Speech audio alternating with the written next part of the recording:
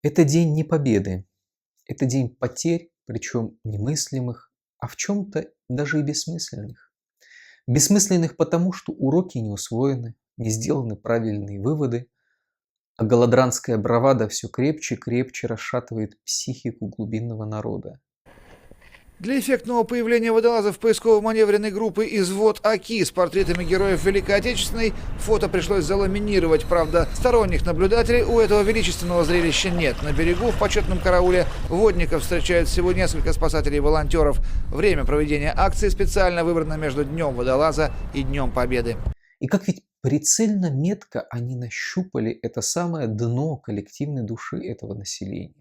Когда ты сам по себе ничего не значишь, ничего из себя не представляешь, а может и вовсе по всем признакам являешься отбросом общества, но тебе дают силу и одобрение, если ты просто декларируешь причастность к большой агрессивной стае.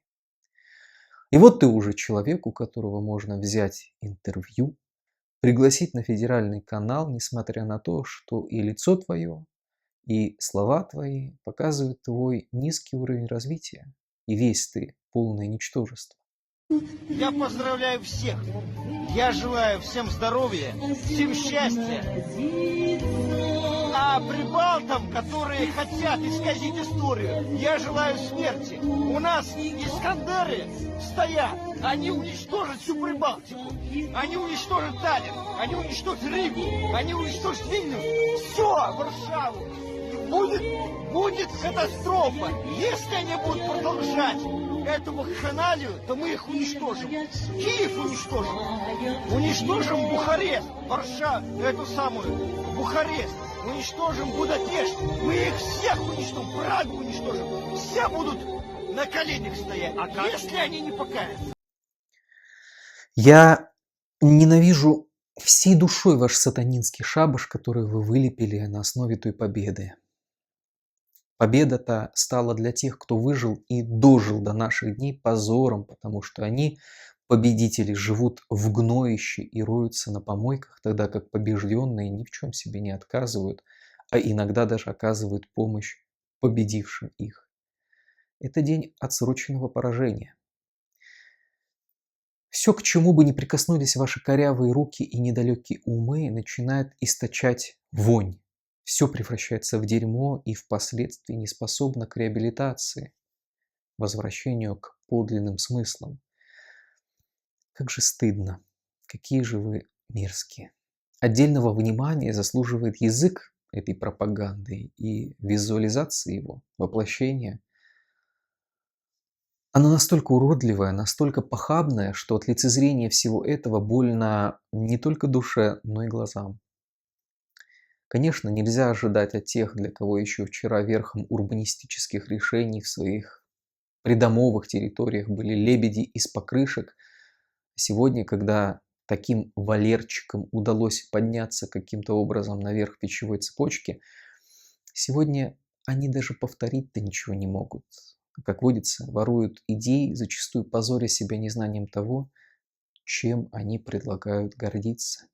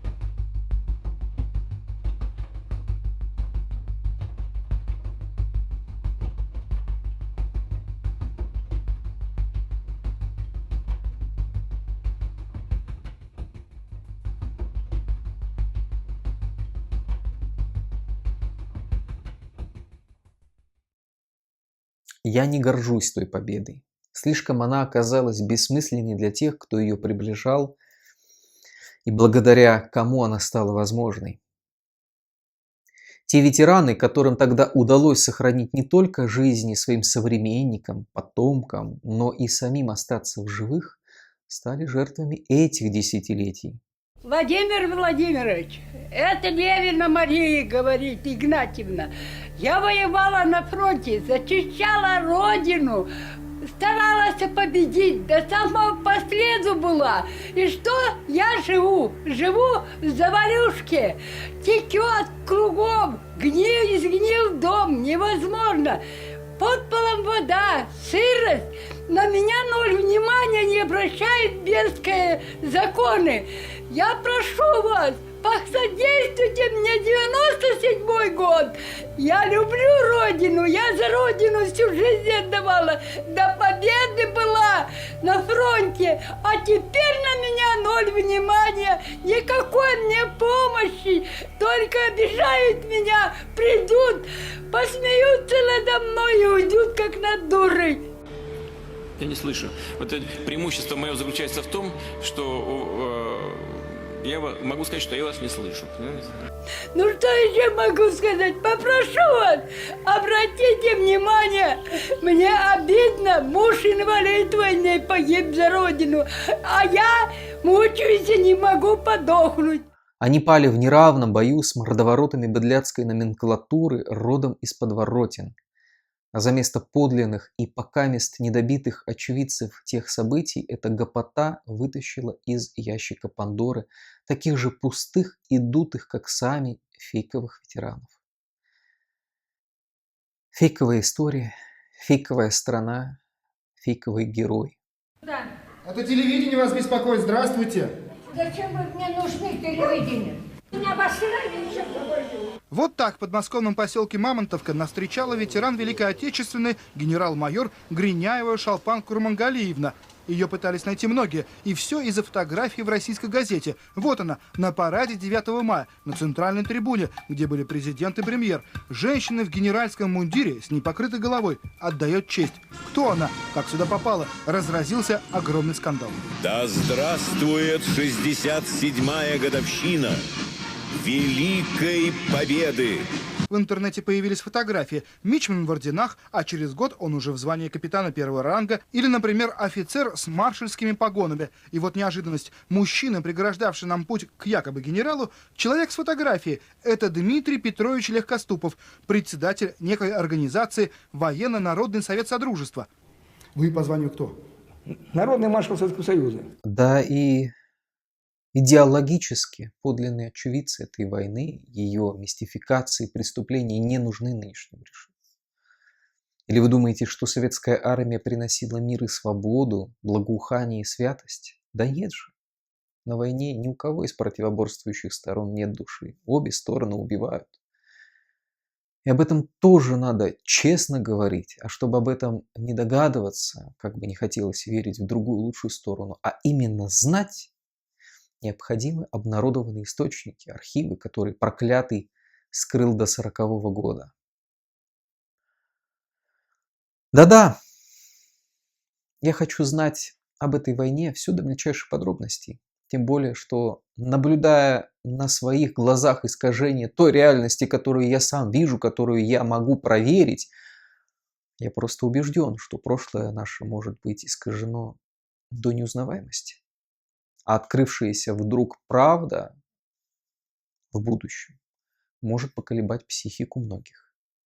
Поэтому-то мне ближе рассказы о той войне из уст таких людей, как Астафьев или Женов, к примеру. Нас обманули очень.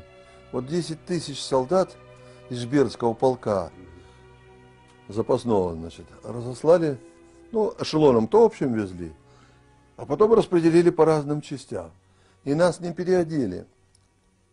Мы были одеты в полку в БУ, бывшее употребление. Часто вот здесь вот, это вот примету пусть знает Никита обязательно, что если здесь шов на гимнастерке, на нижнем белье, это значит с мертвых снято. Так его не снимешь, только разрезать надо. А там зашито. Вот большинство ходило на гимнастерках со швом на пузе. Многие не знали, от чего этот шов, недоумевали. А мне досталась гимнастерка с отложным мотыльчком, кого-то младшего или офицера, кого-то, вот, в ней больше в шее водилось. Только все и преимущество ее. Да. Так вот, в этом же обмундировании мы поехали, нам сказали, что в частях, которые вы Придете, вас там переобмундируют. Там не было ничего для нас приготовлено, никто нас там не переобмундировал. И мы в этом бердском обмундировании попали на фронт. Вот о нашем наряде, говорит, все это потом на локтях пропадает, на коленях пропадает. Ну, все в заплатах, все в обносках, вот, через край зашиты. Волей-неволей надо лезть к мертвому. Значит. Сниматели мертвых немцев, у наших это и нечего и снимать, тоже обношенные, значит, все такое. А пилотка, она же матерчатая, так, в большинстве своем вырезанная звезда из консервной банки. Она же через неделю от пота, потому что на ней еще спишь, под щеку подкладываешь, что такое, она превращается в капустный лист. Действительно, на нас страшно смотреть было, особенно к осени. Вот у Бондарева есть карточка военная. Он говорит, на мне только одна шапка наша, остальное все немецкое надето, понимаете? Всю жизнь Астафьев утверждал, что мы победили в этой войне только потому, что просто завалили немцев трупами, залили своей кровью. Ему, как солдату, было известно это лучше всех. Он на своей шкуре испытал, что такое советское командование и советское наступление. Потери никого не интересовали. Главное – результат, главное – победа. Любой ценой, любыми жертвами. Отсюда такое количество погибших. Отсюда эти бесчисленные вереницы пленных в немецкой хронике. Русских солдат, по словам Астафьева, бросали в печь войны, как солому. Страна большая, народа много, нарожают еще.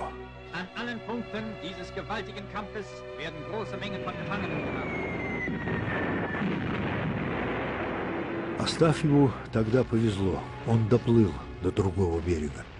Но уже там, после нескольких дней беспрерывных боев, его тяжело ранило в голову. Позже он писал в письме: «Днепровские плацдармы. Ранен был там и утверждаю, до смерти буду утверждать, что так могли нас заставить переправляться и воевать только те, кому совершенно наплевать на чужую человеческую жизнь.